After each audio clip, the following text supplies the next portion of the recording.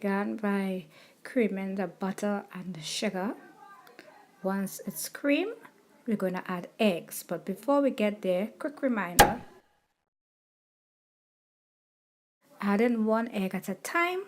We're going to add all of the eggs. As I said, all the measurements for everything would be in her video, and the links would be above and at the end screen.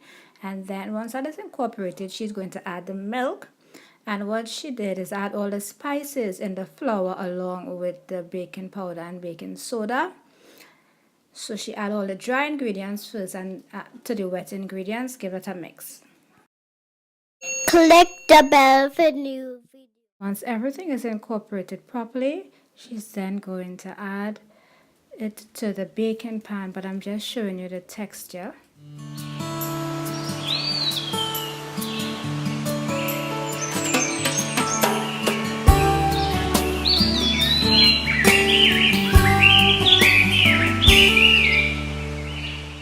Prepared baking pan, I am now going to add the mixture and place it in a preheated oven at 350 for 30 minutes.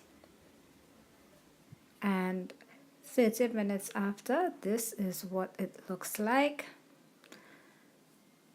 And she also used a toothpick to check to make sure it was cooked. So yes, I'm going to do the same thing. I am just using a butter knife in this case, just to check to see if it's coming up clean or not.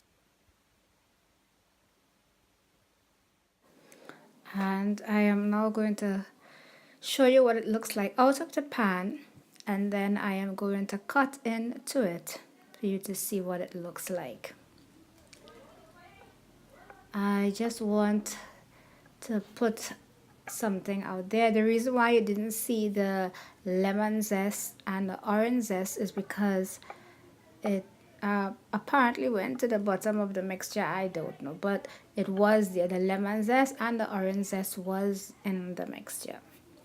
Alright, so let me just show you what it looks like. This cake was so soft. Oh my gosh, this cake was so moist and so delicious. The almond, I used the almond and the bitters. Oh my goodness, this cake was amazing. I have to say, I mean, I have made a lot of sponge cake in my day, but the flavor of the lemon and orange zest really adds some extra oomph to this cake. Don't forget, for the full recipe, go to her channel. The link would be at the cards above and the end screen.